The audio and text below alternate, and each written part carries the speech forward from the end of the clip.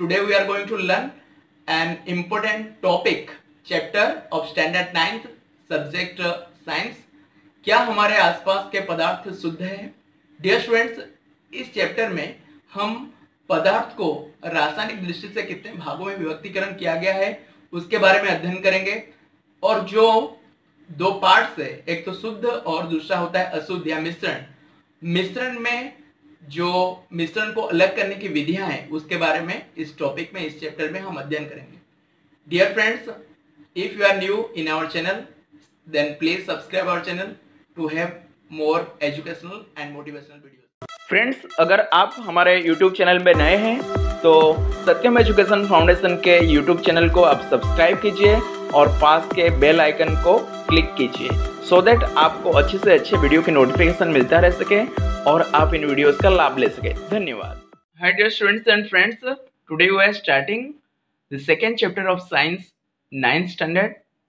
क्या हमारे आसपास के पदार्थ शुद्ध है? डियर स्टूडेंट्स एंड फ्रेंड्स, इस टॉपिक में हम देखने वाले हैं कि जो हमने एक टर्म लिया था पदार्थ, रासायनिक और भौतिक विज्ञान में जो पदार्थ है उसे हम वर्गीकरण करने का बेड़ा लिया था। ठीक है, उसे हम वर्गीकरण करने का प्रयास किया था और वर्गीकरण करते हुए फर्स्ट चैप्टर में, जो कि 9th की फर्स्ट चैप्टर है, हमारे आसपास के पदार्थ, उसमें हमने मेजरली जो हमारे पदार्थ है उसको हमने दो टाइप्स में डिवाइड किया था। ठीक है, लास्ट टाइप का हमारा टॉपिक था, हमने टॉपिक का नाम पदार्थ का वर्गीकरण भी दिया था और वह हमारी 9th का फर्स्ट चैप्टर था, हमारे आसपास के पदार्थ। उसके अंडर में हमने जो पदार्थ है या तो द्रव है उसके भौतिक जो स्वरूप है उसका हमने अध्ययन कर लिया था भौतिक दृष्टि से। जो भौतिक दृष्टि से पदार्थ के प्रकार है वह क्या क्या है, तो उसके अंडर में हमने 5 देखा था।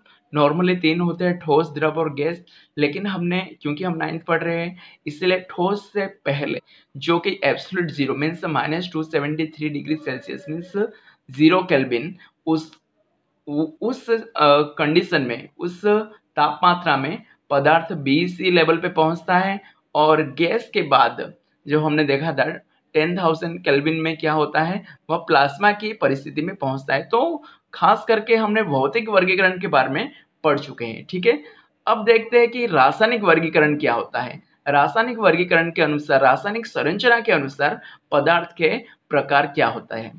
तो यहाँ पे क्योंकि भौतिक और रासायनिक दोनों आपके सामने है तो थोड़ी सी मैं डिफरेंस आपको बता दूं कि ये भौतिक और रासायनिक वर्गीकरण क्या होता है, भौतिक दृष्टि से और रासायनिक दृष्टि से वर्गीकरण का अर्थ क्या होता है। तो डियर स्टूडेंट्स, भौतिक का अर्थ होता है, जैसे कि एक छोटी सी एग्जांपल ले ले, अगर कोई एक मूर्ति खड़ा है, ठीक है, आइडल खड़ा है, तो उस मूर्ति के जो कलर होंगे, उसको जो ब्यूटीनेस होगी, उसकी जो सुंदरता होगी, ठीक है, वो हमें बाहर से आकर्षण करता है। हम उसे देखते हैं फिजिकली, हम जो उन्हें देखते हैं वह उसकी जो सुंदरता है उसकी पोस्चर गेस्चर से पता चलता है। ठीक है, तो वह है भौतिक, लेकिन यह भौतिक दृष्टि से उसे हमने देखा, उसे हमने मार्क किया। लेकिन रासायनिक वर्गीकरण क्या है कि वह मूर्ति जो है किस धातु से बना हुआ है, या तो वह किस चीजों से, जैसे वह मिट्टी से बना हुआ है, सोने से बना हुआ है, चांदी से बना हुआ है या सीमेंट से बना हुआ है, तो ये जो है उसके अंदर की संरचना है। ठीक है, तो इस प्रकार से बाहर से जो हमें दिखता है वह होता है भौतिक, और अंदर से जो संरचना है उसकी, पदार्थ की, वह होता है रासायनिक संरचना। So dear friends and students, आज हम बातें करने वाले हैं रासायनिक वर्गीकरण, रासायनिक की दृष्टि से जो पदार्थ के प्रकार है उसे। ठीक है, और हमने हमारे चैप्टर का नाम दिया है क्या हमारे आसपास के पदार्थ शुद्ध है। तो हम इस रासायनिक वर्गीकरण को मद्देनजर रखते हुए हम देखेंगे कि शुद्ध पदार्थ क्या है। ठीक है, क्योंकि टॉपिक का नाम भी वही है, क्या हमारे आसपास के पदार्थ शुद्ध है। तो अगर कोई पदार्थ शुद्ध है तो वह क्या है, सामान्य दृष्टि से और रासायनिक दृष्टि से। और अगर कोई पदार्थ शुद्ध नहीं है तो क्या होगा, अशुद्ध होगा या तो मिश्रण होगा। अशुद्ध को भी मिश्रण ही कहते हैं। ठीक है, तो शुद्ध पदार्थ को फर्दर हम डिवाइड कर रहे हैं तत्व में, तत्व और यौगिक में। ठीक है, इनके बारे में हम देखेंगे कि तत्व क्या होता है और यौगिक क्या होता है। और मिश्रण के अंडर में अगर कोई चीजें शुद्ध होंगे तो वे इधर तत्व होंगे या तो यौगिक होंगे, अगर शुद्ध नहीं होंगे, अशुद्ध होंगे, तो वह क्या होंगे, मिश्रण होंगे। सो फ्रेंड्स, पहले हम नजर डालते हैं, पहले हम फोकस करते हैं ये शुद्ध क्या है। ठीक है, जो आम आदमियां हैं या तो सामान्य रूप से शुद्ध का अर्थ हम क्या सोचते हैं, और इसके बाद हम देखेंगे, क्योंकि हम 9th में आ गए, हमारे साइंटिफिकली साइंस की दृष्टि से शुद्ध क्या है। ठीक है फ्रेंड्स, सो स्टार्ट करते हैं हम हमारे जो रासायनिक वर्गीकरण के दृष्टि से हम शुद्ध पदार्थ और अशुद्ध पदार्थ अथवा मिश्रण, और उसमें हम पहले देख रहे हैं शुद्ध पदार्थ। सो डियर फ्रेंड्स, ये जो शुद्ध पदार्थ है इसे हम समझेंगे कि ये जो शुद्ध वर्ड है ये हम जनरली हमारी आम जिंदगी में हम यूज करते हैं, जैसे कि शुद्ध नमक, हम नमक लाने चाहते हैं तो बोलते हैं शुद्ध नमक, टाटा नमक ही देना। ठीक है, घी लाने चाहते हैं तो हम बोलते हैं शुद्ध घी, हमें शुद्ध घी चाहिए। और अगर मिल्क पाउडर या तो मिल्क लेने चाहते हैं तो भी हम देखते हैं मिलावट नहीं, हमें शुद्ध चाहिए। तो यहाँ पे नॉर्मली शुद्ध का मतलब हम समझते हैं कि जिसमें मिलावट ना हो, लेकिन क्या सच में साइंटिफिकली अगर साइंस की बात किया जाए, विज्ञान की बात किया जाए, तो सच में ये नमक, ये घी और ये जो दूध होते हैं, वाटर मिल्क होते हैं, क्या ये सच में शुद्ध है?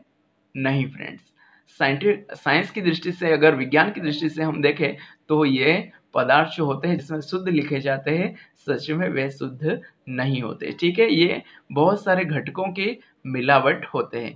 तो डियर फ्रेंड्स, आपको पता चल गया कि शुद्ध का मतलब ये नहीं कि जैसे कि हमने नमक देखा, घी देख लिया, या तो मिल्क देख लिया, शुद्ध लिखा है तो हम सोच सकते हैं हाँ मिलावट नहीं है, दूध में दूध ही होंगे, उसमें पानी नहीं होंगे। ठीक है, मिलावट, लेकिन ये जो दूध है ये भी संपूर्ण शुद्ध नहीं है। सो डियर फ्रेंड्स, हम यहाँ पे देख रहे हैं साइंटिफिकली या तो वैज्ञानिक दृष्टि से शुद्ध अर्थात एक ही कणों से अगर कोई पदार्थ बने हुए हो, एक ही, अगर उसको हम कितना भी तोड़े तो वही कण निकले। ठीक है, अगर एक कोल की पीस हम ले लें, कोयला की अगर पीस ले ले, कोयला आपको पता है कार्बन, ठीक है, ये कोयला की पीस है, और इसको अगर इस पर से अगर हम एक छोटे से टुकड़े को ले और उसको तोड़ने की कोशिश करें, तोड़ते रहे, बहुत छोटी सी पार्टिकल बना दे, और उसमें इलेक्ट्रॉनिक मैग्नीफायर लेंस से हम देखें तो उसमें जितने पार्ट्स होंगे वो कार्बन के ही पार्टिकल्स होंगे। ठीक है,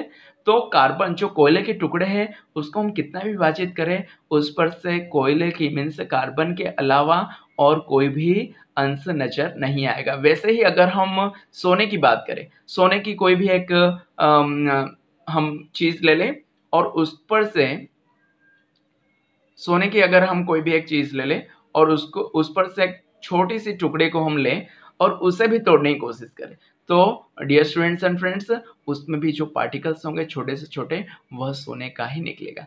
तो इसे सोने को या तो हम कोल को क्या कह सकते हैं, शुद्ध पदार्थ। ठीक है, तो और अब हम देखने जा रहे हैं कि शुद्ध पदार्थ को कितने भाग में बांटे गए। तो ठीक है डियर फ्रेंड्स, यहाँ पे हमने जैसे देखा था शुद्ध पदार्थ को दो भाग में बांटे जा रहे हैं, एक है तत्व और दूसरा है यौगिक। अगर पदार्थ शुद्ध नहीं होंगे, मिलावट होंगे, तो वह क्या होंगे, अशुद्ध पदार्थ या तो हम मिश्रण कहेंगे। सो ये जो तत्व होते हैं यह कैसे होते हैं, इस पिक्चर के माध्यम से हम देखेंगे। ये जो यहाँ पे इंग्लिश में लिखा गया है, ये जो तत्व होते हैं प्योर सब्सटेंस मीन्स शुद्ध पदार्थ होते हैं, इसे हम एलिमेंट्स मीन्स तत्व और कंपाउंड मीन्स यौगिक में डिवाइड करते हैं।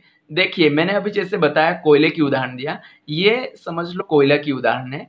इसमें क्या होंगे, देखो ब्लू ब्लू दिख रहा है। ठीक है, एक छोटे से कण को अगर हम देखने चाहे तो उसमें एक ही प्रकार के, एक ही टाइप्स के कण नजर आएंगे, परमाणु नजर आएंगे, अणु नजर आएंगे। ठीक है, आपको परमाणु और अणु के बारे में भी मैं बताऊंगा। ठीक है, सबसे जो छोटा सा पार्ट होता है वो होता है परमाणु, और दो अथवा उससे अधिक परमाणुओं को मिलकर जब एक स्थायी स्थिति बनता है तब उसे हम अणु कहेंगे। ठीक है, तो ये जो देखिए हर एक पार्टिकल से, हर एक परमाणु है, ये सब किससे बने हुए हैं, एक ही टाइप्स के कण से बने हुए, तो इसे हम क्या कहेंगे, तत्व। ठीक है, नेक्स्ट में आते हैं यौगिक में, हम आते हैं यौगिक क्या है डियर फ्रेंड्स। यौगिक जो होता है ये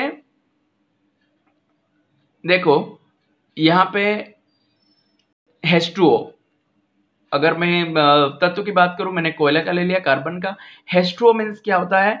H2O। तो इसमें डियर फ्रेंड्स ये H2O जो होता है ये होता है जल का एक अणु। तो इसमें क्या होता है, हाइड्रोजन के 2 अणु और ऑक्सीजन के 1 अणु मिलके H2O जल बनाते हैं। लेकिन इसमें जो होंगे, ये जब जल बन जाता है हाइड्रोजन के 2 अणु और ऑक्सीजन के 1 अणु बन के, तो 2 परमाणु, देखो 2 परमाणु जो है अपने अपने पार्टिसिपेट कर रहे हैं। हाइड्रोजन के 2 परमाणु और ऑक्सीजन के 1 परमाणु मिलके क्या बन रहे हैं? जल के 1 अणु बन रहे हैं, ठीक है। लेकिन ये क्या है, एक निश्चित अनुपात में। हाइड्रोजन के अगर 2 परमाणु ले और ऑक्सीजन के 1 परमाणु ले तो ही जाके क्या बनेगा? ये यौगिक बनेगा, ठीक है। और यौगिक की अगर बात कर ले, मैं थोड़ा सा बता देता हूँ, ये मिक्सचर से, ये मिश्रण से अलग थोड़ी सी है, क्योंकि ये जो यौगिक है 2 परमाणुओं मिलने पर भी ये जब नया पदार्थ बन जाता है तब उसे हम भौतिक प्रकार से उसे हम अलग नहीं कर सकते।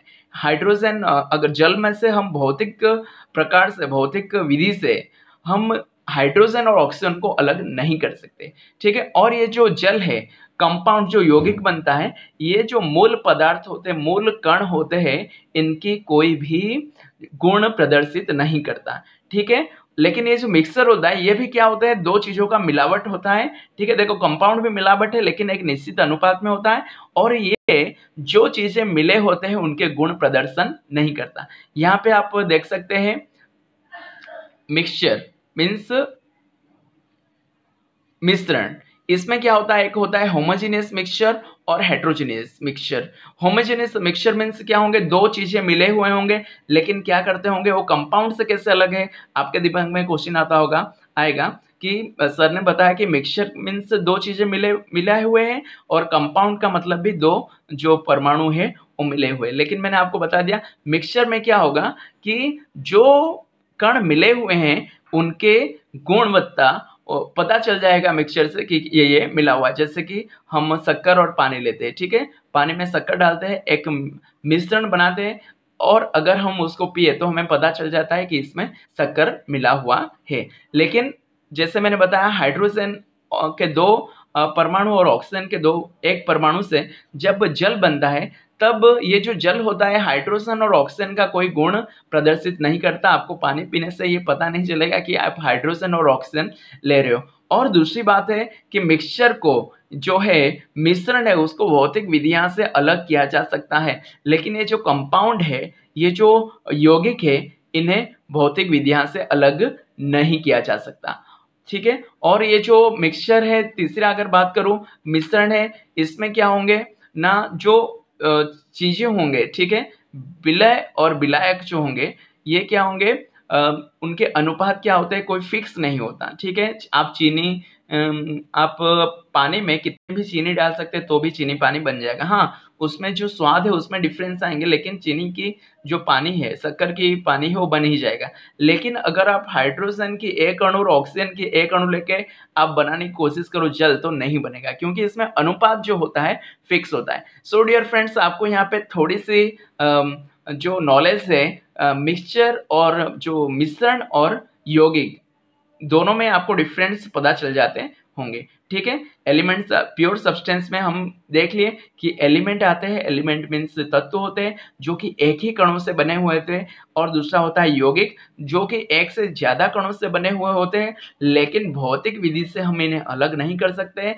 इनके जो अनुपात होते हैं सेम होते हैं, और ये जो यौगिक होते हैं, जो चीजें इनमें मिले हुए होते हैं उसके गुण प्रदर्शित नहीं करते, कुछ नया ही पदार्थ बन जाता है, इसीलिए हम इसे क्या कहते हैं, प्योर कहते हैं। जैसे हाइड्रोजन, अगर हम जल की बात कर ले, जल को आप कितना भी तोड़ो तो जल के अणु ही निकलेंगे, ठीक है, उसमें हाइड्रोजन ऑक्सीजन हम भौतिक विधि से अलग नहीं कर सकते। लेकिन यहाँ पे जो मिक्सचर है, मिश्रण है, इसमें क्या होगा, जो चीजें मिले हुए होंगे वो क्या होंगे, जो दोनों जो कण होंगे, जो चीजें मिलेगे होंगे उनकी गुण प्रदर्शन करेगा यह मिश्रण, ठीक है। मिश्रण को हम 2 टाइप से डिवाइड करते हैं, एक होमोजेनियस मीन्स समांगी मिश्रण, और हेट्रोजेनियस मीन्स विसमांगी मिश्रण।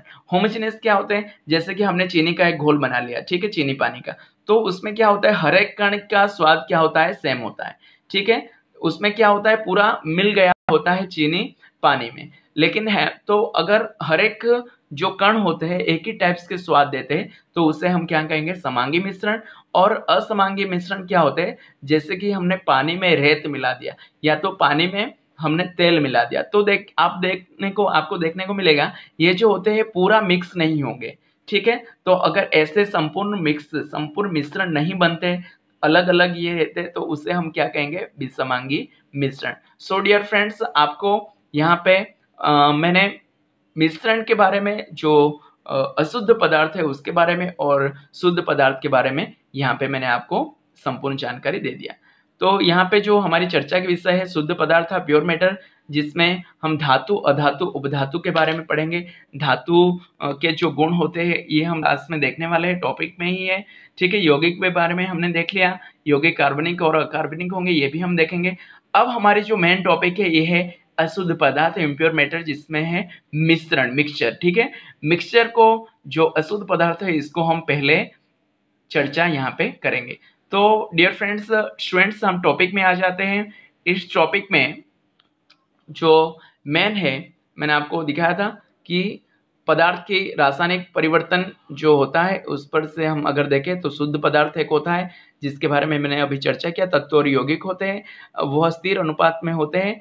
और दूसरा होता है मिश्रण जो अशुद्ध होते हैं, उसमें हम देखेंगे समांगी और विषमांगी। इसके साथ साथ हम इस टॉपिक में अध्ययन करेंगे कि अगर दो चीजें मिल गए हो, मिश्रण बन गए हो, ठीक है, वे चीजों को कैसे हम भौतिक विधियों से अलग कर सकते हैं। तो उसमें डियर फ्रेंड्स आते हैं बाष्पीकरण की विधि, अपकेंद्रण की विधि। इसमें हम क्या करेंगे, थियोरिकल तो पढ़ेंगे ही, उसके बाद प्रैक्टिकल वीडियो से हम अध्ययन करेंगे, हम विजुलाइज करेंगे। ठीक है, पृथक्करण की कीप द्वारा पृथक्करण, ऊर्ध्वपातन की विधि, क्रोमेटोग्राफी, आसवन की विधि, क्रिस्टलीकरण, छानना विधि, चुंबकीय पृथक्करण की विधि, फटकन की विधि, और ये क्रोमेटोग्राफी। ठीक है, इसको हम 1 by 1 पढ़ने वाले हैं। सो डियर फ्रेंड्स,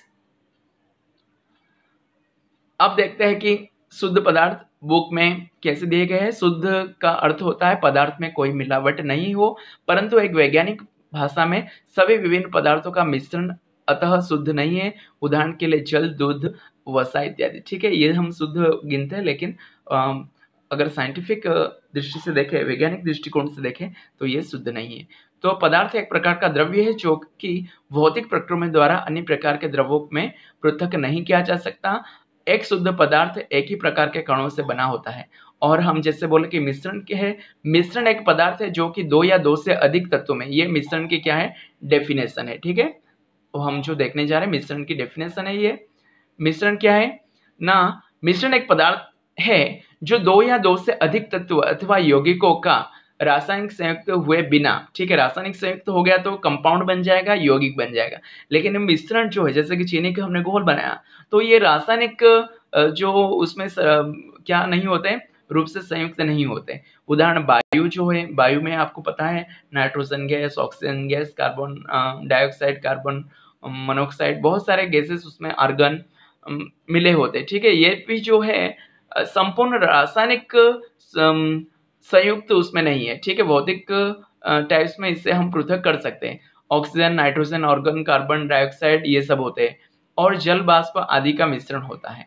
ठीक है, तो मिश्रण हमने देख लिया कि ये जो होते हैं, इसके जो भी अंश होते हैं, कण होते हैं, अलग अलग टाइप के होते हैं, मिक्स होते हैं। और ये जो मिश्रण है, जो भी कण अलग अलग इसमें मिले हुए होते हैं, ये भौतिक टाइप से, भौतिक विधि से हम अलग कर सकते हैं। और ये जो एक मिश्रण बनता है वह क्या करता है, सबकी गुणवत्ता दर्शाता है। ठीक है, तो फ्रेंड्स, जैसे हमने देखा था मिश्रण को 2 प्रकार में बांटते हैं, एक होता है समांगी मिश्रण, दूसरा होता है विसमांगी मिश्रण। समांगी मिश्रण का अर्थ ये होता है कि जो अगर हम कोई घोल बनाएं तो उसमें क्या होगा, हर एक ड्रॉप का, हर एक ड्रॉपलेट का, हर एक कण का स्वाद या तो जो मिक्सचर है उसकी गुणवत्ता समान होनी चाहिए। जैसे कि मैंने आपको अभी एग्जाम्पल बताया था, चीनी की अगर हम घोल बनाते हैं और हर एक बूंद हम चखते हैं तो क्या होगा, उसकी स्वाद एक ही जैसा होता है, इसीलिए हम ऐसे मिश्रण को क्या कहेंगे, समांगी मिश्रण। और विषमांगी मिश्रण कैसे होते हैं, जैसे कि वे मिश्रण जिसमें पदार्थ पृथक रहते हैं और एक पदार्थ छोटे कण छोटे छोटे बूंदों अथवा बुलबुले के रूप में दूसरे पदार्थ में हर जगह फैला रहता है, विषमांगी मिश्रण कहलाता है। जैसे हम पानी में अगर तेल मिला ले, ठीक है, तो पानी की जो वजन होता है वो ज्यादा होने से वो नीचे बैठा रहेगा और तेल की वजन हल्का होने से ऊपर रहेगा, ठीक है। तो ये जो है उनकी मिश्रण नहीं बन सकता बराबर, ठीक है। हम मिला लेते हैं लेकिन थोड़े टाइम के बाद क्या होंगे, वो किसी पात्र में अगर रखे तो ऊपर तैरने लगेगा और पानी नीचे रह जाएगा। तो ये जो उसके कण होते हैं संपूर्ण रूप से एक दूसरे से मिलते नहीं है, इसीलिए हम उसे क्या कहेंगे, विषमांग मिश्रण कहेंगे। इसके साथ साथ हम अगर पानी में अगर हम रेती के कुछ कण मिला दें तो भी क्या वो मिक्स हो सकते हैं, आंसर दीजिए, नहीं हो सकते, ठीक है। अब हम फ्रेंड्स देख रहे हैं डियर स्टूडेंट्स कि ये जो मिश्रण होते हैं, ठीक है, मिश्रण का हमने अर्थ देख लिया कि दो या दो से अधिक पदार्थ भौतिक क्रिया में मिक्स होते हैं, मिलते हैं, और जो पदार्थ मिले हुए होंगे उनके गुण दिखाते हैं। रासायनिक दृष्टि से ये लोग मिलते नहीं है, ठीक है, रासायनिक प्रक्रिया उसमें नहीं होते। अब हम देखेंगे जब एक मिश्रण बनता है तो मिश्रण में जो बहुत सारे कण होते हैं, ठीक है। अगर हम चीनी की घोल बनाए तो पानी में जो चीनी के कण घुलते हैं, तो ये जो कण होते हैं कितने, उनकी जो मात्रा होते हैं, ठीक है, उसके साइज की दृष्टि से, उसके घुलन की दृष्टि से हम मिश्रण को बांटने की कोशिश करेंगे। तो पहले देख लेते हैं विलयन क्या है, ठीक है। विलयन है दो या दो से अधिक पदार्थों का समांगी मिश्रण। जब दो या दो से अधिक पदार्थ का समांगी मिश्रण होता है, मीन्स समांग का मतलब आपको पता होगा कि एकदम घुल जाए, तब उसे हम क्या कहेंगे, विलयन कहेंगे। और विलयन को बनाने के लिए दो चीजें हैं, एक तो है विलय और दूसरा है विलायक। विलायक मीन्स जो ज्यादा मात्रा में होता है, जो कि विलयन करने में, विलयन बनाने में सहायता करता है, मदद करता है, उसे विलायक कहेंगे। और विलय मीन्स जो घुलनशील पदार्थ है, ठीक है। अगर आप बता सकते हैं क्या, अगर हम चीनी और पानी की, शक्कर और पानी की बात करें तो पानी जो है, वाटर जो है, जल जो है, वह क्या होगा, विलायक होगा। और विलय क्या होगा, जो शक्कर हमने लिया वह विलय होगा, ठीक है, सॉल्यूट और सॉल्वेंट।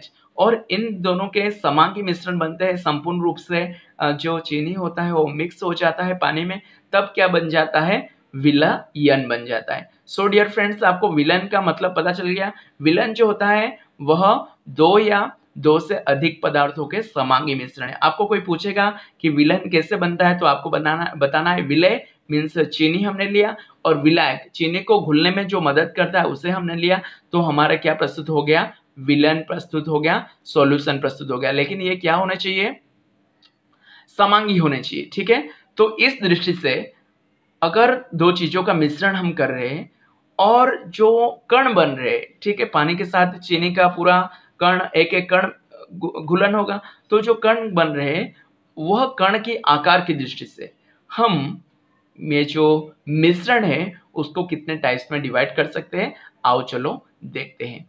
तो जो मिश्रण के कण है, ठीक है, एक चीज के दूसरे चीज के मिश्रण होने से जो घुलनशील कण है, ठीक है, वह विलायक के साथ जो एक कण बनाते हैं दोनों मिलके, वह कण के आकार से जो विलयन होते हैं उसके या तो मिश्रण होते हैं, उसके तीन प्रकार होते हैं। एक है डियर फ्रेंड्स वास्तविक विलयन, दूसरा है कोलाइड विलयन और तीसरा है निलंबन, ठीक है। वास्तविक विलयन की बात करें तो ये जो होता है ये समांगी मिश्रण होता है, मीन्स पूरे मिल गए होंगे, ठीक है। कोलाइड विलयन क्या होता है, हमें लगता है पूरे मिल गए होंगे, ठीक है, लेकिन वास्तव में वो क्या होता है, संपूर्ण रूप से मिले नहीं होते हैं, मीन्स वास्तविक विलयन नहीं होता। जो कण होते हैं कुछ टाइम के बाद क्या होंगे, अपने गुण दर्शाने चालू करेंगे, हमें पता चल जाएगा कि ये जो कण है पूरे, ये जो विलय है विलायक में संपूर्ण रूप से नहीं मिले हैं, वास्तविक विलयन जैसे विलयन नहीं बना है अभी तक। और जो निलंबन है सबसे निम्न प्रकार का विलयन होता है, जैसे कि मैंने बताया था, अगर हम रेत में पानी को मिलाएं तो आपको पता होगा किस प्रकार का विलयन बनेगा, किस प्रकार का मिश्रण बनेगा, ठीक है। तो हम क्या कहेंगे, जो घुलता है मिश्रण जो प्रस्तुत होता है, उनमें जो मिश्रण के कण होते हैं उसके उसको ध्यान में रखते हुए हमने वास्तविक विलन, कोलॉइड विलन और निलंबन में डिवाइड किया है। ठीक है, चलो एक बारी बारी करके हम देखते हैं कि वास्तविक विलन क्या है ना। जिन विलय कण का आकार में बहुत छोटे होते हैं, ठीक है, विलय के कण पूरी तरह से विलायक में मिल जाते हैं, तो उसके जो कण होते हैं 10⁻⁹ मीटर। ठीक है,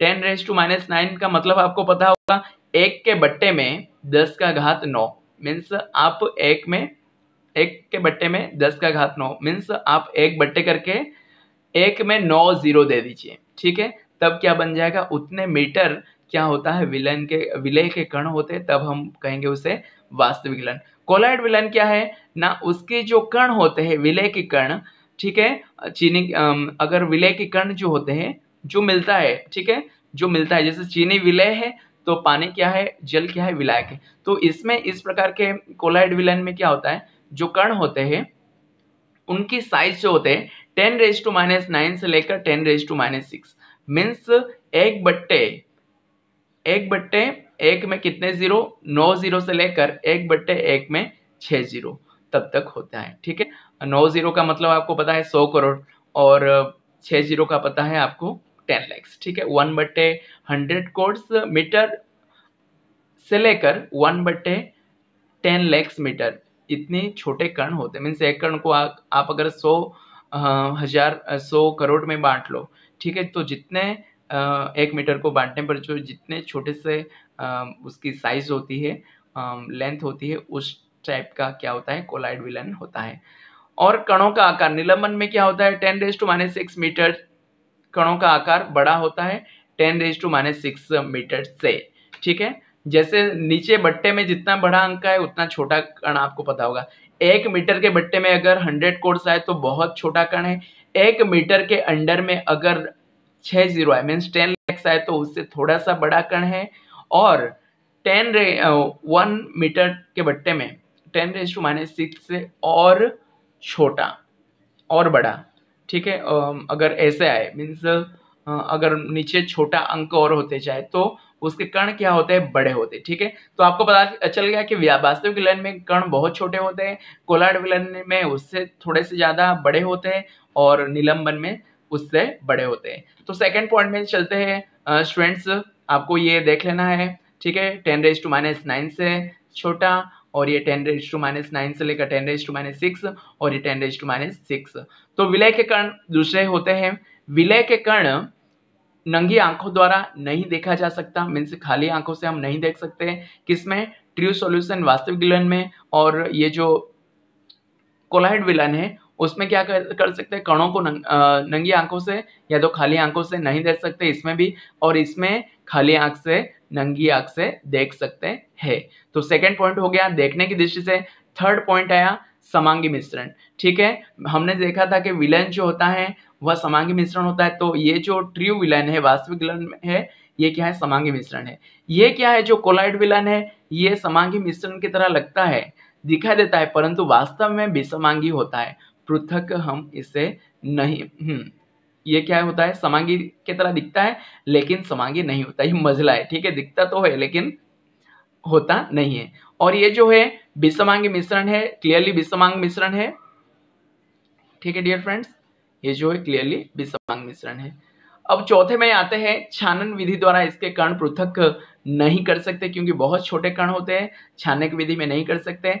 इसे भी, कोलॉइड को भी हम क्या कर सकते हैं, छानने की विधि में नहीं कर सकते पृथक, और इसे हम छानने की विधि में पृथक कर सकते हैं। सो डियर फ्रेंड्स, नेक्स्ट आता है पारदर्शी, मीन्स एक और से अगर हम दूसरी तरफ देख सकते हैं, जैसे कांच की आईना, कांच हो तो हम एक तरफ से दूसरी तरफ की दृष्टि देख सकते हैं, तो वह पारदर्शिता होता है। ठीक है, तो इसमें जो होता है पारदर्शिता होती है किसमें, वास्तविक विलन में ये पारदर्शिता नहीं होती, ये भी पारदर्शिता नहीं होती।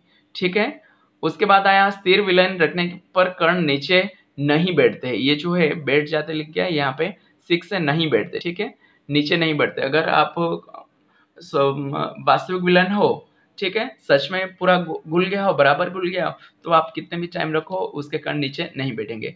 लेकिन इसमें क्या होंगे,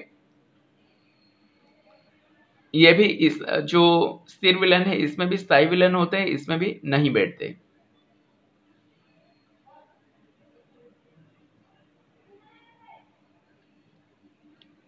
ठीक है।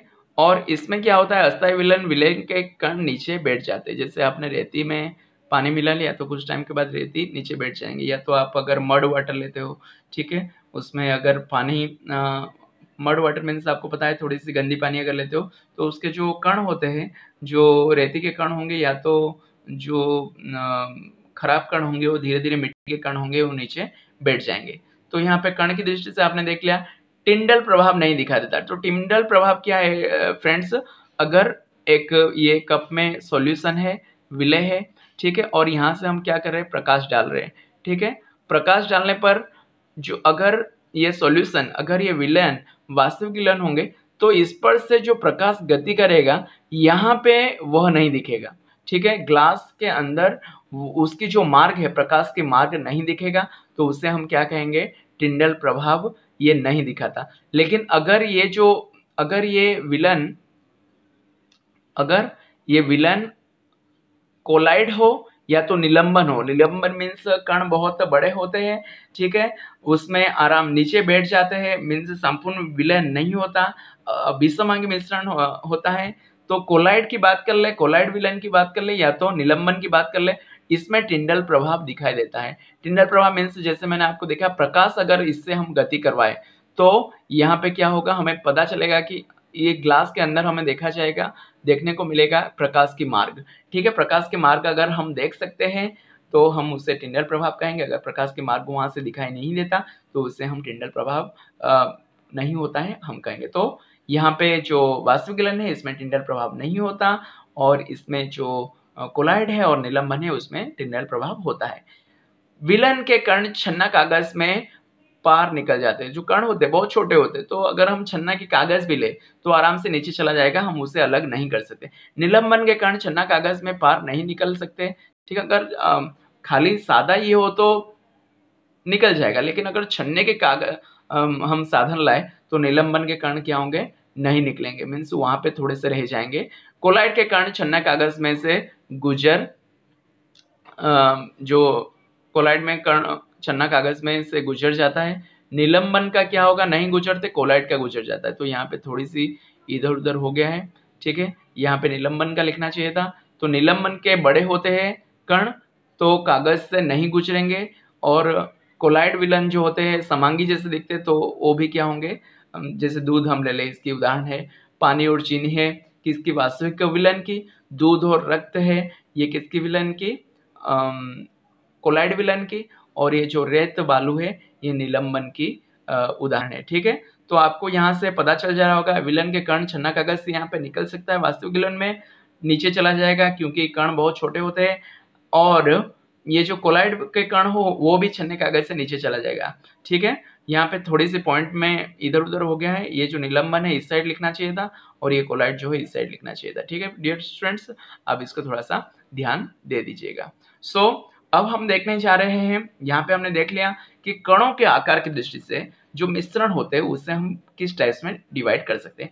तो यहाँ पे कणों की टाइप्स की दृष्टि से हम देखें तो वास्तविक विलन, कोलाइड विलन और निलंबन की विलन। कोलाइड विलन जो वास्तविक विलन होता है डियर स्टूडेंट्स, ये जो होता है ये समांगी मिश्रण होता है। ये कोलाइड विलन जो होता है और ये जो निलंबन होता है ये दोनों को क्या होते हैं, विषमांग मिश्रण, ठीक है। तो विलन और मिश्रण जो है अलग अलग हम दृष्टि से हम डिवाइड करें। मिश्रण को हमने देखा घुलन की दृष्टि से, समांगी और विषमांगी, और यहाँ पे हम देख रहे हैं कणों की दृष्टि से। कणों की दृष्टि से मिश्रण को 3 भाग में विभाजित किया जा रहा है, वास्तविक विलन, कोलाइड विलन और निलंबन। और ये जो वास्तविक विलन होता है वही होता है समांगी मिश्रण, और ये जो कोलाइड विलन और निलंबन है ये क्या होता है, विषमांगी मिश्रण। सो डियर फ्रेंड्स, हम आगे बढ़ते हैं और अब हम देखने वाले हैं कि कौन से विलन कैसे प्रस्तुत होते हैं। जैसे कि द्रव और गैस से अगर बना है कोई विलन तो उसे हम एरोसोल कहेंगे, जैसे कि उदाहरण है धुंध और बादल। ठोस और गैस का अगर बना होगा तो उसे एरोसोल कहेंगे, और वो उसका उदाहरण होता है धुआं। गैस और द्रव मिलकर अगर कोई बना हो तो उसको भौम या झाग कहते हैं, ठीक है। उसे हम क्या कहेंगे, सेविंग क्रीम। सेविंग क्रीम अगर कोई मेल हो, कोई पुरुष हो, तो जब सेविंग करने के लिए जाते हैं तो पूछते हैं कि सर किस में सेविंग करें, फॉर्म से कर ले। तो फॉर्म जो होता है क्रीम जैसे होता है, डायरेक्ट वो लगाते हैं, उसके बाद सेविंग कर लेते हैं, ठीक है। तो उसमें क्या होता है, सेविंग क्रीम ही होता है, ठीक है, उसमें ऐसे ऐसे करने की जरूरत नहीं पड़ती। द्रव और द्रव का अगर मिला हो तो उसको इमल्सन कहते हैं। दूध, चेहरा क्रीम, ये सब उसके उदाहरण हैं। उसके बाद ठोस और द्रव अगर मिले हुए होते हैं तो उसको हम सोल कहेंगे, ठीक है। गैस और ठोस उसके हैं वालू और गोबर। गैस और ठोस मिले हुए होते तो फोम या तो झाग कहेंगे, झाग, रबर, स्पंज। गैस और ठोस मिले, ठीक है। जो स्पंज होते हैं उसमें भी आप देखा होगा गैस होंगे और ठोस होते हैं, ठीक है। द्रव और ठोस होते हैं तो जेली, जो कि हम जेली, पनीर जो होते हैं द्रव और ठोस मिले होते हैं। पनीर सॉफ्ट क्यों है, क्योंकि उसमें वाटर भी है और द्रव जो ठोस है कठिनता भी है उसमें। ठोस और ठोस बने होते हैं तो उसे ठोस सल कहेंगे। रंगीन, रत्न, कांच। तो डियर फ्रेंड्स और स्टूडेंट्स, यहाँ पे हमने देखा कि अलग अलग जो उसके प्रकार होते हैं, द्रव गैस मिलके एरोसोल, ठोस गैस मिलके एरोसोल, गैस द्रव मिलके फोम। तो ये जो टाइप है मिश्रण के, ठीक है, अलग अलग अवस्था अगर मिलके कुछ बनता है तो क्या बनता है। इसके साथ साथ हम यहाँ पे देखने जा रहे हैं कि विलयन की सांद्रता क्या है, ठीक है। यहाँ पे हम विलयन की सांद्रता, अगर विलयन की बात आए, ये क्वेश्चन बहुत इंपॉर्टेंट है, सांद्रता आपको पूछा जा सकता है, सांद्रता क्या है, ठीक है। विलयन की द्रव्यमान प्रतिशतता द्वारा अगर हम देखें तो विलय का द्रव्यमान बटे विलयन का द्रव्यमान गुणा 100, ऐसे करके हम विलयन का जो है विलय का सांद्रता हम ज्ञात कर सकते हैं, ठीक है। विलयन का सांद्रता क्या करेंगे ना, विलय, जैसे कि हमने शक्कर लिया, कितने ग्राम शक्कर लिया, 50 ग्राम। अगर पानी हमने 100 ग्राम लिया, ठीक है, तो विलयन क्या होता है, विलय जो होता है वो 50 ग्राम और जो जल होता है वो हो गया 100 ग्राम। तो जल क्या है, विलायक है, ठीक है। तो 50 ग्राम और 100 ग्राम मिलके कितना हो गया, 150 ग्राम। तो यहाँ पे हम क्या करें, विलयन 50 ग्राम और यहाँ पे जो जल है वो हो गया जो पूरा विलयन बना है वो क्या हो गया, 150 ग्राम। तो इसको गुणा करेंगे अगर हम 100 से, तो क्या हमें मिलेगा, उसकी विलयन की सांद्रता मिलेगा, ठीक है। विलयन की आयतन प्रतिशतता की दृष्टि से विलय का द्रव्यमान, विलयन का आयतन। तो अगर आयतन की बात करें तो नीचे आयतन आएगा और अगर द्रव्यमान की बात करें तो द्रव्यमान। मिश्रण को पृथक करने के तरीके, methods of separation of mixtures. तो इसमें हम देखने वाले हैं स्टूडेंट्स के जो भी मिश्रण है अगर मिले हुए हैं लिक्विड्स, क्योंकि 6 स्टैंडर्ड में हमने देख लिया कि ठोस में अगर ठोस कोई मिल गया हो, जैसे कि दाल में कंकर मिला हो या तो अगर चावल में कंकर हो तो उसे हम आराम से एक के साथ जैसे चूस के निकाल सकते हैं। लेकिन यहाँ पे जो हम 9th स्टैंडर्ड में पढ़ रहे हैं कि अगर द्रव में ठोस मिला हो या तो द्रव में द्रव मिला हो, तो ऐसे कंडीशन में हम ऐसे मिश्रणों को जो भी उनके तत्व जो उनमें जो मिश्रणों में जो पदार्थ मिले हुए हैं उसको कैसे हम अलग करें, इस पे हम चर्चा करेंगे। तो पहला है विधि, वाष्पीकरण की विधि।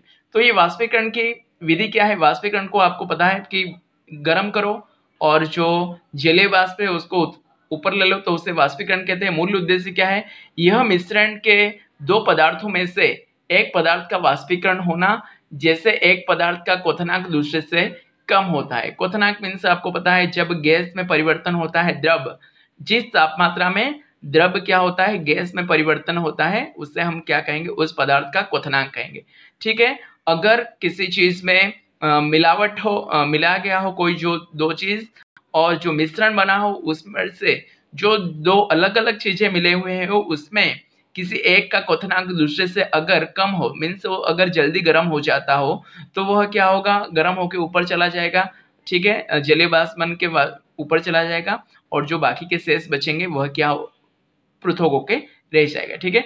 सामग्री हमें क्या चाहिए, रंग डाई जैसे है, ठीक है, कलर है, रंग डाई आप ले सकते हैं जिसका क्वथनांक ज्यादा है, तथा पानी बीकर, वॉच ग्लास है। रंग डाई जल्दी से मीन्स क्या क्वथनांक मीन्स गैस में परिवर्तन नहीं होगा, लेकिन जल जो है उससे जल्दी उसकी क्वथनांक कम होता है, ठीक है, जल जो है वो जल्दी बाष्पीकरण हो जाएगा। तो यहाँ पे आप जैसे देख सकते हो कि यहाँ पे एक्सपेरिमेंट के लिए हमने लिया है वर्नर ड्राईपॉट स्टोर, वायर, विकर, वॉश ग्लास और उसके ऊपर स्याही रखा गया है। यहाँ पर से हम गरम करेंगे। गरम जैसे करेंगे तो वहाँ पे स्राई पट से, स्राई में आपको पता है रंग डाई के साथ उसमें वाटर के कुछ कण होते हैं, तो वो क्या होगा, एवेपोरेट होके, वाष्पीकरण होके ऊपर चला जाएगा। तो बचेगा क्या, जो रंग डाई के पदार्थ है वह बच जाएगा। तो इसको हम इस वीडियो के माध्यम से देख रहे हैं। देखिए डियर स्टूडेंट्स, यहाँ पे हम लोग स्याही लिए हैं, ठीक है, कॉपर सल्फेट का। देखो यहाँ पे हम इसे गर्म कर रहे हैं, तो क्या होगा, जो वाटर की कण होंगे, जल के कण होंगे, वह वाष्प होकर ऊपर चला जाएगा, ठीक है, और बाकी के जो रह जाएंगे वह जल मुक्त स्याही रहेंगे। यहाँ पे आप देख सकते हो।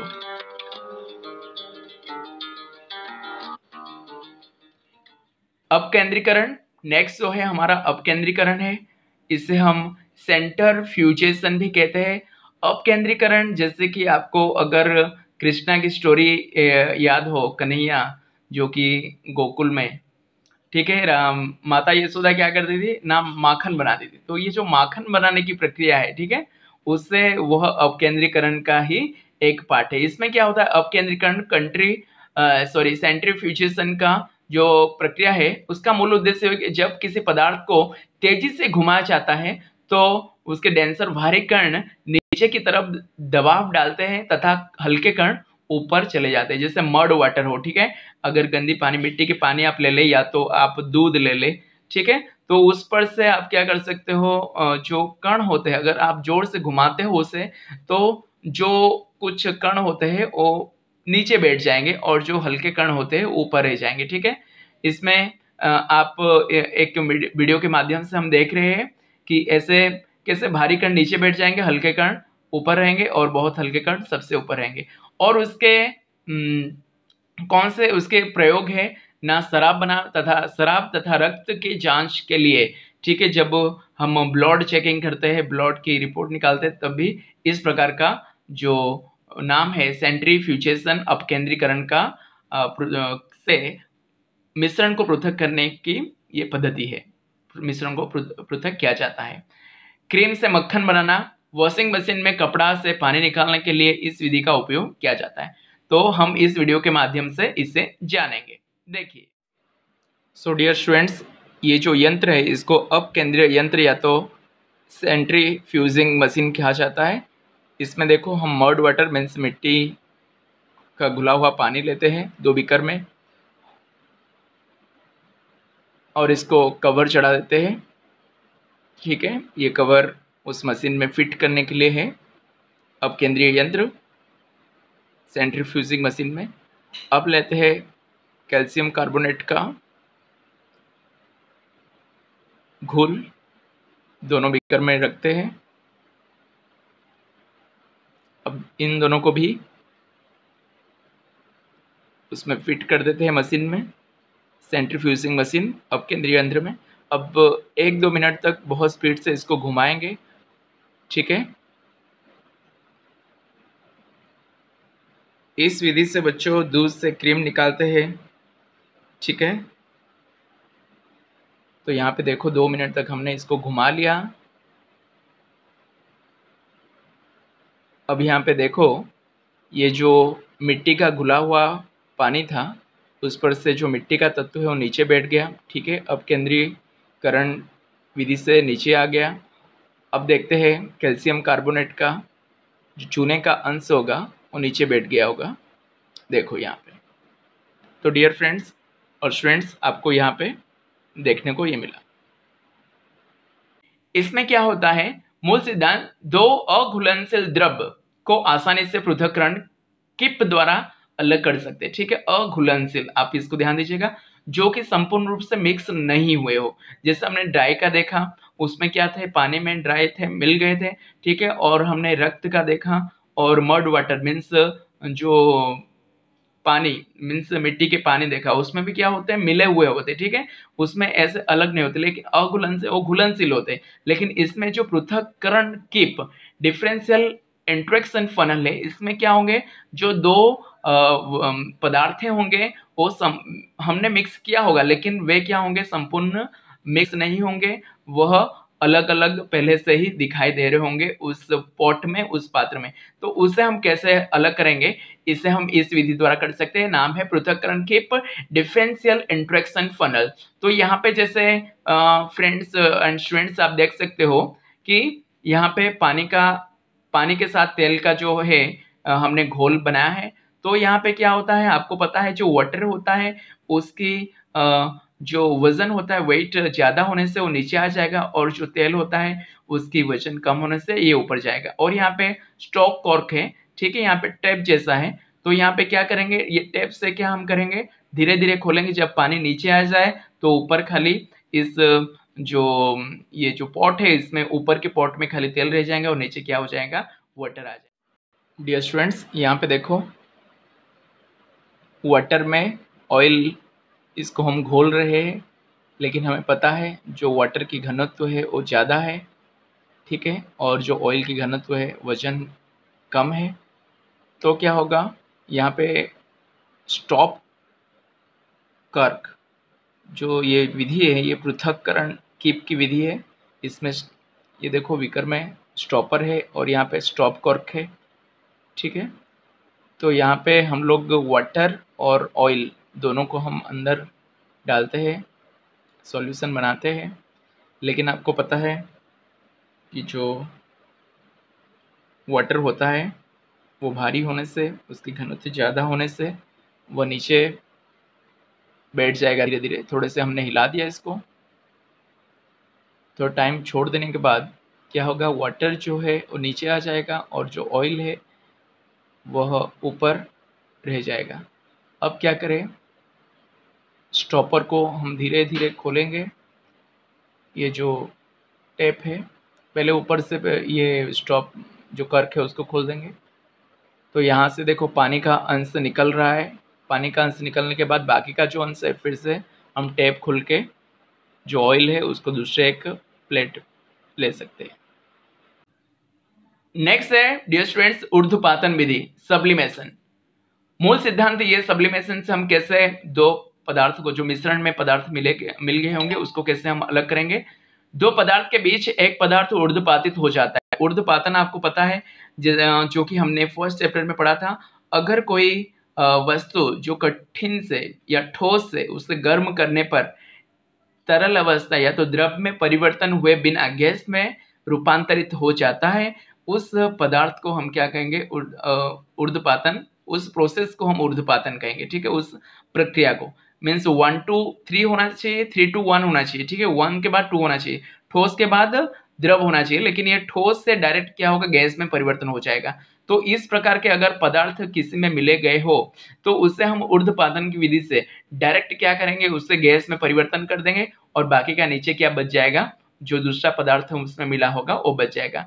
तो मूल सिद्धांत क्या है, दो पदार्थ के बीच एक पदार्थ ऊर्ध्वपातित हो जाता है, सीधे ठोस से गैस में परिवर्तित हो जाता है, जबकि दूसरा ऐसा ही रहता है। जैसे कि हमने अमोनिया क्लोराइड तथा खाने का नमक का मिश्रण को आसानी से अलग किया जा सकता है। मिश्रण का गर्म करने पर अमोनिया क्लोराइड जो होता है सीधे ठोस से गैस बन जाएगा, अमोनिया क्लोराइड NH4Cl, ठीक है। ये क्या होगा, इससे दोनों मिक्स हमने कर लिया, खाने का नमक और अमोनिया क्लोराइड।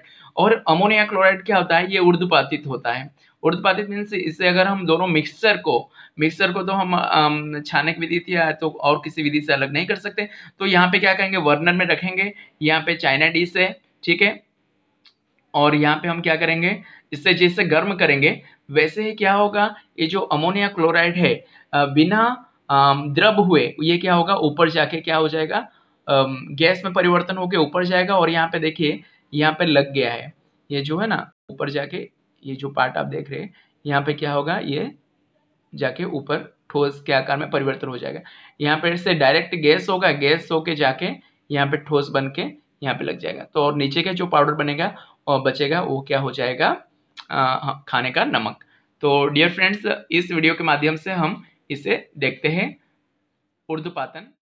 स्टूडेंट्स, ये सब्लिमेशन या ऊर्ध्वपातन की प्रक्रिया है जिसमें हम अमोनिया क्लोराइड जो कि ऊर्ध्वपातित हो सकता है और चौक ले रहे हैं, चौक के कुछ कण, इसको हम रखते हैं। हमें पता है अमोनिया क्लोराइड ऊर्ध्वपातन होके डायरेक्ट ठोस से गैस हो जाएगा और ऊपर जाके फिर से ठोस की परत बना लेगा, और वैसे चौक के जो पाउडर है वो नीचे रह जाएंगे। ठीक है, तो ये होता है ऊर्ध्वपातन की प्रक्रिया से पृथक्करण। क्रोमेटोग्राफी एक बहुत ही अच्छी तरीका है, कैसे हम कलर को डिफरेंशिएट करें। जो ब्लैक कलर में बहुत सारे कलर मिले हुए होते हैं उसको कैसे हम पृथक करें। तो मूल सिद्धांत है किसी मिश्रण में रंगीन यौगिक रंजित कणों को पृथक कर सकते हैं किसी सूखने वाले फिल्टर पेपर की सहायता से। सूखने वाले फिल्टर पेपर की सहायता से जब पानी या किसी विलयन के कण ऊपर की ओर दो अलग अलग रंगों के साथ जाते हैं तो क्रोमेटोग्राफी पेपर द्वारा दोनों को पृथक हो जाते हैं, क्योंकि दोनों रंग अलग अलग गति से सोख ली जाती है। जैसे कि यहाँ पे एक कागज की पट्टी है, स्ट्रिप फिल्टर पेपर है, यहाँ पे एक आप लाइन करके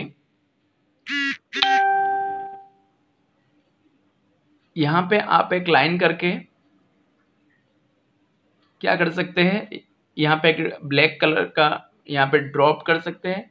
ठीक है, ब्लैक पेन से, और इसको आप क्या करेंगे ना, जल में लेकर आपको डुबाना है। ये कांच की एक छड़ी रहेगा। ठीक है, और जैसे जल थोड़े से ऊपर आपको रखना है, स्याही का निशान यहाँ पे स्पॉट का इंक रहेगा। ठीक है, इसको थोड़े से ऊपर रखना है, तो क्या होगा, ये धीरे धीरे होके इसकी कलर जो है ब्लैक पर से ब्लैक जो कलरों का मिश्रण है वो क्या होगा, धीरे धीरे अलग होते जाएंगे। इसको हम इस वीडियो के माध्यम से देखते हैं। सी डियर फ्रेंड्स, इसकी जो अनुप्रयोग है रंग डाई को पृथक करने के लिए, क्लोरोफिन से पिगमेंट पृथक करने के लिए, खून से ड्रग पृथक करने के लिए यह विधि को अपनाया जाता है। ठीक है, नाम है क्रोमेटोग्राफी की इस विधि में यहाँ पे एक इस लिटमस या छानक पत्र में एक स्याही की बूंद लगाया जाता है यहाँ पे, और इसको हम कांच की छड़ से पानी में थोड़ा सा ऊपर डुबा के रखते हैं। तो ब्लैक कलर में जो भी सारे रंग छुपा हुआ है वो धीरे धीरे अवसरित होते जाएगा। यहाँ पे आप देख सकते हैं। ठीक है, ब्लैक कलर में छिपे हुए सारे रंग पृथक होते जाएंगे। यह है क्रोमेटोग्राफी, जिसमें काला रंग कौन से रंगों का मिश्रण है, ये सारे धीरे धीरे पृथक होते जाएंगे। ठीक है, दिस इज क्रोमेटोग्राफी।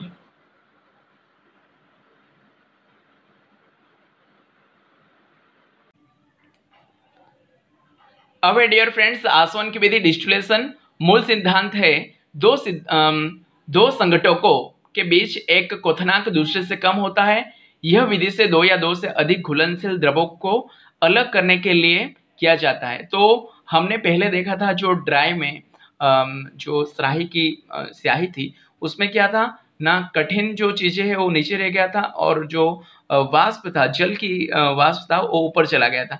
लेकिन यहाँ पे क्या होता है, दो अगर संघटकों को अगर दोनों लिक्विड हो, दोनों अगर द्रव हो, अगर दोनों मिक्स हो गए हो, तो उसे हम क्या कर सकते हैं, आसवन की विधि से, डिस्टिलेशन की विधि से हम अलग कर सकते हैं। लेकिन ये जो दो पदार्थों के मिश्रण होंगे उनके क्वथनांक फिर से आपको बता रहा हूं, किसी पदार्थ को द्रव से गैस में परिवर्तित होने के लिए जो तापमात्रा आवश्यक है उसे हम क्वथनांक कहते हैं। तो ये जो लिक्विड दो पदार्थों का मिश्रण है, दो लिक्विड का मिश्रण है, तो इसे हम क्या कहेंगे, गर्म करेंगे, और गर्म करने के बाद ये क्या होगा, जिसकी क्वथनांक कम होता है वो जल्दी वाष्प में परिवर्तन हो जाएगा।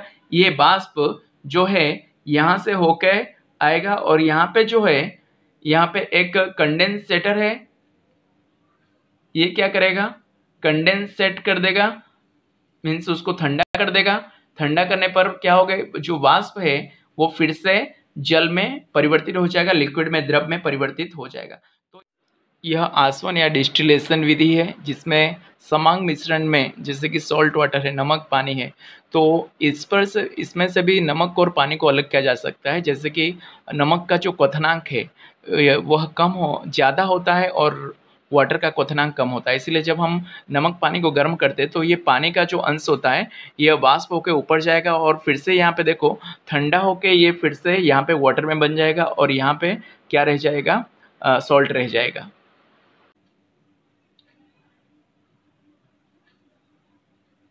इसमें हम अगर दो संगठकों से ज्यादा संगठक एक ही द्रव में उपस्थित होते हैं जिनकी क्वथनांक भिन्न होता है, तब हम प्रभाजी आसवन विधि का इस्तेमाल करते हैं ताकि सारे संगठक अलग अलग हो जाए। उदाहरण हवा तथा पेट्रोलियम। ठीक है, इसकी भी हम उदाहरण देखेंगे और वीडियो देखेंगे कि कैसे पृथक किया जाता है। पेट्रोलियम को पेरफॉर्म, यहाँ पे देख लीजिए, ये आसवन विधि जो है दो द्रव होंगे, तो अगर कोई ऐसे बहुत सारे, अगर दो संगठकों से ज्यादा संगठक हो तो उसको प्रभाजी, ठीक है, खाली आसवन नहीं, प्रभाजी आसवन विधि से इस्तेमाल करते हुए उसके संगठकों को अलग अलग हम कर सकते हैं, पृथक कर सकते हैं। पेट्रोलियम की पैराफिन मोम में पृथक किया जाता है। तेल, लुब्रिकेंटिंग, डीजल, केरोसिन, पेट्रोल तथा पेट्रोल गैस को इस विधि से पृथक किया जा सकता है। ठीक है, ये जो है प्रभाजी आसवन की विधि, यहाँ पे हम देख सकते हैं जैसे हवा के गैस, हवा में से, हवा जो होता है, वायु जो होता है, बहुत सारे गैसों का मिश्रण होता है, तो उस पर से हम कैसे अलग अलग गैस निकाल सकते हैं इस विधि से देखेंगे। हवा से गैस कैसे प्राप्त कर सकते हैं, हवा को भी इस विधि द्वारा पृथक कर सकते हैं, प्रभाजी आसवन की विधि। यहाँ पे हम देखेंगे कि जो वायु होता है उसको दाब बढ़ाकर वायु से संपीड़न तथा ठंडा किया जाता है। पहले दाब बना के गर्म किया जाता है, उसके बाद उसको ठंडा किया जाता है। ठंडा करने के बाद क्या होता है, वह जो जिसके क्वथनांक बहुत कम होता है, बहुत ज़्यादा होता है, वो पहले कठोर बन के निकल जाएगा। ठीक है, कार्बन डाइऑक्साइड बन के उसकी बर्फ बन के निकल जाएगा। उसके बाद जो इसकी क्वथनांक होता है वह क्या होगा, जल बन के नीचे रह जाएगा। ठीक है, और उससे कम जिसकी क्वथनांक होता है, ऑर्गन गैस जो होते हैं, ये क्या होंगे, बाहर निकल जाएंगे। ठीक है, तो नाइट्रोजन और ऑर्गन गैस क्या होंगे, बाहर निकल जाएंगे। तो इसको हम इस वीडियो के माध्यम से देखेंगे। इसके हम देख लेते हैं क्या क्या विशेषताएं हैं, अनुप्रयोग है, some application of fractional distribution. प्रभाजी आसवन, साधारण प्रभाजी स्तंभ एक नली होती है जो कि शीशे की गुटका से भरी होती है। गुटके वाष्प को ठंडा व संघनित होने के लिए सतह प्रदान करते हैं। तेल को शुद्ध करने वाली मशीनों द्वारा क्रूड ऑयल अलग करने में, कार्बनिक रस को शुद्ध करने में, ऑक्सीजन द्रव, नाइट्रोजन तथा ऑर्गेनिक वायु से पृथक करने में प्रभावी आसवन विधि का प्रयोग होता है। तो इसको हम इस वीडियो के माध्यम से देख लेंगे कैसे। जैसे कि इसको हम गर्म करते हैं, गर्म करने के बाद क्या होगा, पहले वह जिसकी क्वथनांक सबसे कम होता है वो पहले गैस बन जाएगा। ठीक है, जिसकी क्वथनांक सबसे ज़्यादा होता है वह बर्फ बन के निकल जाएगा, और जिसके क्वथनांक मीडियम होते हैं वह तेल बन के, लिक्विड बन के रह जाएगा। तो इसको हम इस वीडियो के वायु जैसे समांगी मिश्रण में से सभी घटकों को पृथक करने के लिए प्रभाजी आसवन द्वारा पृथक की विधि अपनाया जाता है। इसमें पहले जो वायु होता है फिल्टर से जाता है। फिल्टर में क्या होता है, जो डस्ट पार्टिकल्स होते हैं वो निकल जाते हैं। एयर अंदर जब जाता है तब पहुंचता है दूसरे टंकी में, जहाँ पे बहुत प्रेशर दिया जाता है, दबाव दिया जाता है। ठीक है, कंप्रेस किया जाता है। उसके बाद एयर हॉट हो जाता है। उसके बाद नेक्स्ट टंकी में जाता है जहाँ से फ्रीजिंग कोल्ड वाटर प्रवाहित किया जाता है। तो इस फ्रीजिंग कोल्ड वाटर के संपर्क में आके जो गैस है वो फिर से गर्म हो जाता है। फिर से एक सेपरेटर आता है पृथक्करण करने वाला, तो वो क्या करता है, वायु में से कार्बन डाइऑक्साइड को ड्राई आइस करके, क्योंकि इसकी क्वथनांक बहुत कम है, ड्राई आइस होकर निकल जाता है। उसके बाद दूसरा सेपरेटर क्या करता है, जिसके क्वथनांक ज़्यादा है वैसे गैस आर्गन और नाइट्रोजन निकल जाते हैं। लास्ट में जो रहता है वो होता है द्रव्य ऑक्सीजन। क्रिस्टलीकरण, ये क्रिस्टलीकरण क्या होता है, किस प्रकार से हम इसके उपयोग करके जो मिश्रण में पदार्थ मिले हुए होंगे उसे कैसे पृथक करेंगे देखेंगे। मूल सिद्धांत क्या होता है, किसी मिश्रण से अशुद्धियों को दूर करने के लिए पहले किसी उपयुक्त विलयन में घोलना और क्रिस्टलीकरण द्वारा एक संगठक को पृथक करना। उदाहरण, कॉपर सल्फेट के क्रिस्टल को सल्फ्यूरिक अम्ल में घोलते हैं और फिर गर्म करके विलयन को पृथक किया जाता है। जो विलयन बना था उसे पूरी रात रखकर छोड़ दिया जाता है, अतः केवल शुद्ध कॉपर सल्फेट के क्रिस्टल बनते हैं, जबकि अशुद्धियां सल्फ्यूरिक अम्ल में ही रह जाते हैं। इस विलयन को फिल्टर पेपर की सहायता से छान लिया जाता है और शुद्ध क्रिस्टल प्राप्त कर लिए जाते हैं। मैं इसको आपको बताता हूँ कि पहले क्या करते हैं ना, अगर कॉपर सल्फेट हो और सल्फ्यूरिक अम्ल हो, ठीक है, उसमें कॉपर सल्फेट के जो छोटे छोटे अशुद्ध कण होते हैं उसमें पहले हम क्या करते हैं, अगर घुल गया हो सल्फ्यूरिक अम्ल में तो क्या करेंगे, उसको पहले हम गर्म करेंगे। गर्म करने के बाद वह क्या होगा, पूरी तरह से जो कॉपर सल्फेट है यह सल्फ्यूरिक अम्ल में पूरा घुलन होके पूरा घुल जाएगा। ठीक है, जब हम इसे कुछ समय छोड़ देते हैं तब वह ठंडा हो जाता है, तापमान घट जाते हैं, तब क्या होगा, ये जो कॉपर सल्फेट है इसके सारे अणु एकत्रित होके, सारे जो कण होते हैं एकत्रित होके क्रिस्टल बन जाएगा। इसको हम एक वीडियो के माध्यम से निम्न में देख रहे हैं। इससे पहले देख लेते हैं। यह क्रिस्टलीकरण की विधि है। इस विधि में अशुद्ध नमूने में से शुद्ध कॉपर सल्फेट या तो अशुद्ध नमक में से शुद्ध नमक हम प्राप्त कर सकते हैं। इसके लिए हम क्या करेंगे, एक चीनी मिट्टी के प्याली में लगभग 5 ग्राम अशुद्ध कॉपर सल्फेट डालें। उसके बाद इसको गर्म करें।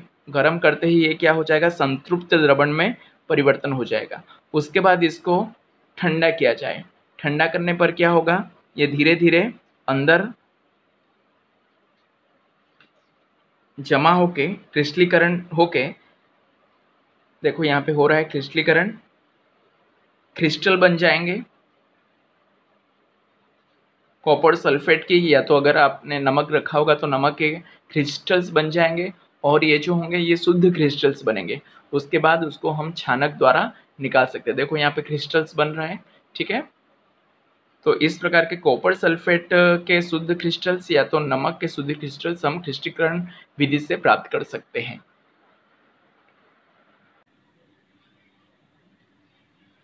बाष्पीकरण से क्रिस्टलीकरण क्यों अधिक बेहतर है? कुछ ठोस विघटित हो जाते हैं या कुछ गर्म करने पर चीनी का समान झुलस जाते हैं। छानने के पश्चात भी अशुद्ध विलेय पदार्थ को विलायक में घोलने पर विलयन में कुछ अशुद्धियां रह सकती है। बाष्पीकरण होने पर ये अशुद्धियां ठोस को संदूषित कर सकती है। समुद्र पानी से नमक और कैसे किसकी हम ये जो प्रक्रिया है क्रिस्टलाइजेशन, कैसे हम करके समुद्र पानी से नमक, शुद्ध नमक प्राप्त कर सकते हैं। क्रिस्टल को पृथक करना, उदाहरण कॉपर सल्फेट फिटकरी जिन क्रिस्टल में अशुद्धियों विद्यमान होती है। ठीक है, अब हम ये जो क्रिस्टलाइजेशन है इसको हम देखकर कैसे जल घर के निकाय जल में शुद्ध किया जाता है इसको भी हम देखेंगे। पहले प्रोसेस देख लेते हैं। पहले क्या किया जाएगा, संग्रहित जल को, एक टैंक होता है उसको अवसादन टैंक में भरेंगे। ठीक है, ठोस नीचे जम जाएगा। उसके बाद वारण टैंक होता है, लोडिंग टैंक, उसमें रहेगा। उसके बाद फिर से जो थोड़े बहुत उसमें घुलनशील पदार्थ होते हैं वो नीचे बैठ जाएंगे। उसके बाद पानी में क्लोरीन मिल जाती है। ठीक है, क्लोराइड टैंक में भरा जाता है। उसके बाद निस्यंदन टैंक, सभी अशुद्धियां छान ली जाती है। इसको भी हम इस निम्न वीडियो के माध्यम से क्रिस्टलीकरण का उपयोग करके जल घर में जल शुद्धि निकाय की प्रोसेस ऐसे किया जाता है। यहाँ पे देख सकते हो आप 5 टंकी जैसे है। ठीक है, पहले जो टंकी है उसे हम वहाँ से पानी आके सेडिमेंटेशन टैंक या तो तलहट टैंक कहा जाएगा, जिसमें कि डस्ट पार्टिकल जो भी पानी में होते हैं वो पहले नीचे बैठ जाएंगे। ठीक है, उसके बाद दूसरा आता है भार टैंक, जिसमें निलंबित अशुद्धियों को तलहट के लिए एक बार तो निलंबित बैठ जाते हैं। उसके बाद जो होता है और बाकी जो छोटे मोटे कण होते हैं वो भी जहाँ तक हो बैठ जाते हैं। उसके बाद छानक टैंक आता है, फिल्ट्रेशन टैंक, यह जो होता है कंकड़, मोटे कंकड़, जल, बारीक बालू, रेत के ये परत होते हैं। यहाँ से जब पानी जाते हैं छन्नी होके छन के क्लोरीन टैंक में जाता है। क्लोरीन क्या करता है, बैक्टीरिया को मारने में काम आता है और क्लोरीन टैंक में से होके हमारे घर पे पानी आता है। तो इस प्रकार से जलघर में जल शुद्धि निकाय का प्रोसेस को कंप्लीट किया जाता है। इस प्रोसेस को करके हम शुद्ध पानी हमारे घरों में प्राप्त करते हैं। अब नेक्स्ट है बच्चों फ्रेंड्स भौतिक तथा रासायनिक परिवर्तन। ठीक है, भौतिक और रासायनिक के बारे में मैंने आपको बताया था कि जो भौतिक है वह दिखने में हम इसे मार्क कर सकते हैं, ठीक है, उसे भौतिक कहते हैं। और रासायनिक मीन्स अंदर से उसकी संरचना क्या होता है उसे हम रासायनिक कहेंगे। तो भौतिक परिवर्तन और रासायनिक परिवर्तन क्या है हम देखेंगे। यह उत्क्रमणीय होता है, यह अनुत्क्रमणीय होता है। उत्क्रमणीय मीन्स क्या होता है कि वह अपने स्थिति में फिर से आ सकता है। जैसे एक कागज है, ठीक है, कागज को हम अगर फाड़ देते हैं तो 2 पीस बन जाएंगे। तो ये जो परिवर्तन घटा कागज को फाड़ने पर, यह है भौतिक परिवर्तन। यह क्या है, उत्क्रमणीय होता है। उत्क्रमण मीन्स फिर से अपने पूर्व स्थिति में आ सकता है। लेकिन जब रासायनिक परिवर्तन होता है वह पुनः अपने स्थिति में नहीं आ सकता। फॉर एग्जाम्पल अगर कागज को हम जला देते हैं तब वह उसमें रासायनिक परिवर्तन होके एसेस बन जाते हैं, एसेस बन जाते हैं, तो क्या होता है वह अपने स्थिति में फिर से कागज के रूप में नहीं आ सकता। सेकंड नंबर पॉइंट है भौतिक परिवर्तन के दौरान कोई नया पदार्थ नहीं बनता। ठीक है, जैसे कि एक टमाटर है या तो एक कागज की पीस है, उसको हम काटते हैं तो 2 कागज बन जाते हैं, 2 पीसेस बन जाते हैं, लेकिन कोई नया पदार्थ सृष्टि नहीं होता। लेकिन रासायनिक परिवर्तन में क्या होता है, नया पदार्थ सृष्टि होता है। फॉर एग्जाम्पल जैसे कि हम दूध में थोड़ी सी खट्टा, थोड़ी सी नींबू डाल दे, ठीक है, दूध अलग है नींबू अलग है, लेकिन उसमें रासायनिक प्रक्रिया होकर कौड़ बन जाता है, दही बन जाता है, और उस दही से फिर से हम दूध प्राप्त नहीं कर सकते। तो इस प्रकार है नया पदार्थ इसमें बन जाता है, ठीक है, किसमें, रासायनिक पदार्थ में। लेकिन भौतिक परिवर्तन में नए पदार्थ नहीं बनता, वही सेम पदार्थ रहते हैं। 3 नंबर है बहुत कम मात्रा में ऊष्मीय अथवा प्रकाश ऊर्जा ली या निकल जाती है। एक रासायनिक परिवर्तन में एक बड़ी मात्रा में ऊष्मीय अथवा प्रकाश ऊर्जा लिया निकल जाता है। तो भौतिक परिवर्तन में बहुत कम ऊर्जा या तो प्रकाश ऊर्जा या तो ऊष्मीय ऊर्जा का निष्कासन होता है, लेकिन रासायनिक परिवर्तन में बहुत ऊर्जा का निष्कासन होता है। उदाहरण बर्फ को पिघलकर पानी बनाना, ये भौतिक परिवर्तन है। लेकिन लकड़ी को जलाकर एसेस बनाना, ये क्या है, रासायनिक परिवर्तन है। ठीक है, तो यहाँ पे भौतिक परिवर्तन और रासायनिक परिवर्तन को हमने 4th पॉइंट में देख लिया है।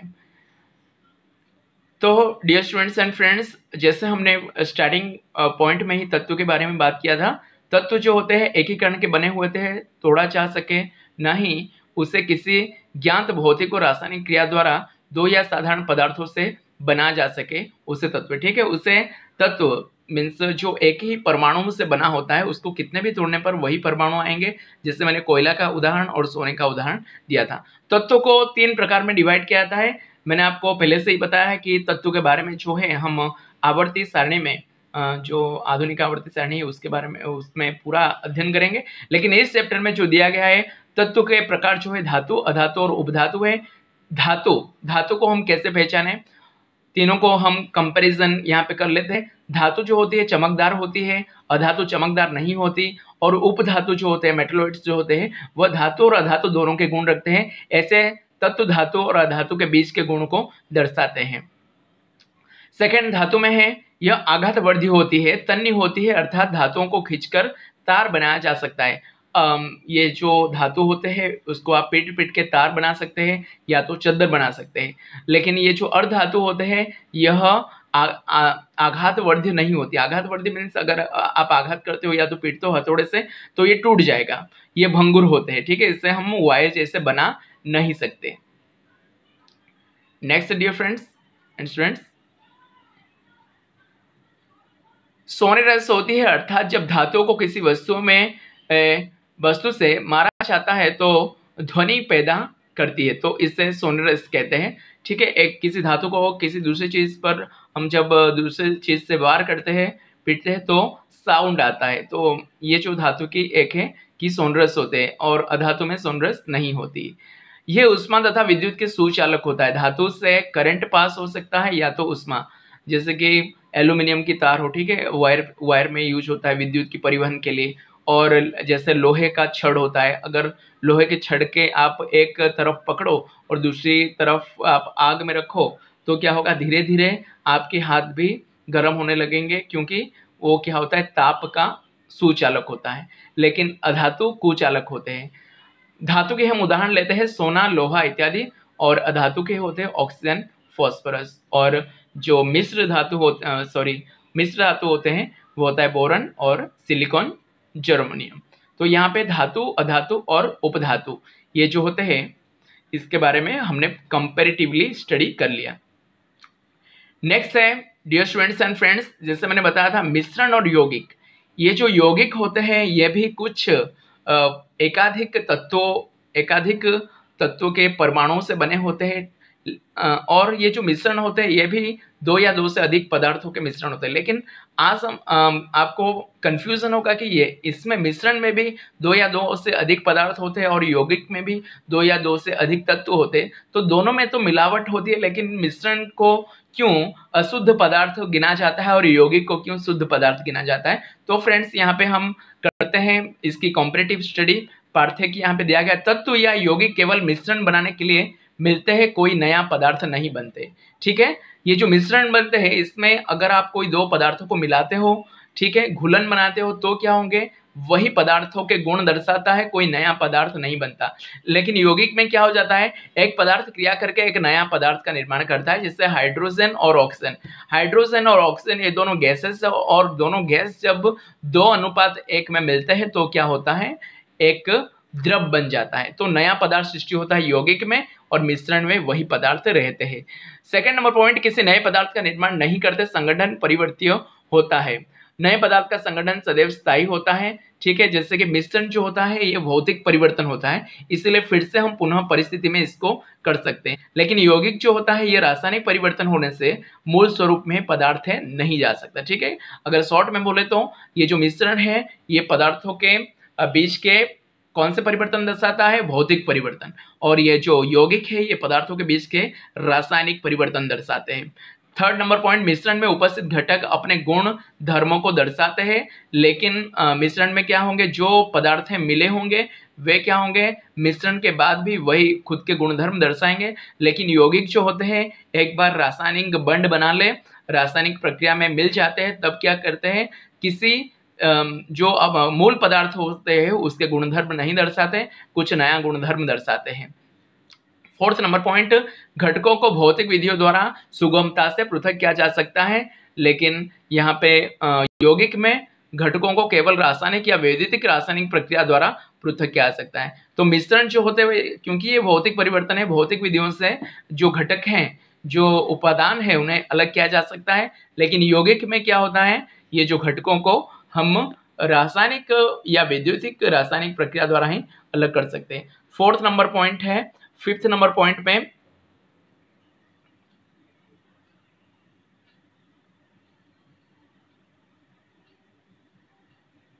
पॉइंट में उदाहरण लोहा तथा गंधक मिश्र, और यहाँ पे गंधक तथा लोहा आपस में क्रिया करके आयरन सल्फाइड बनाते हैं।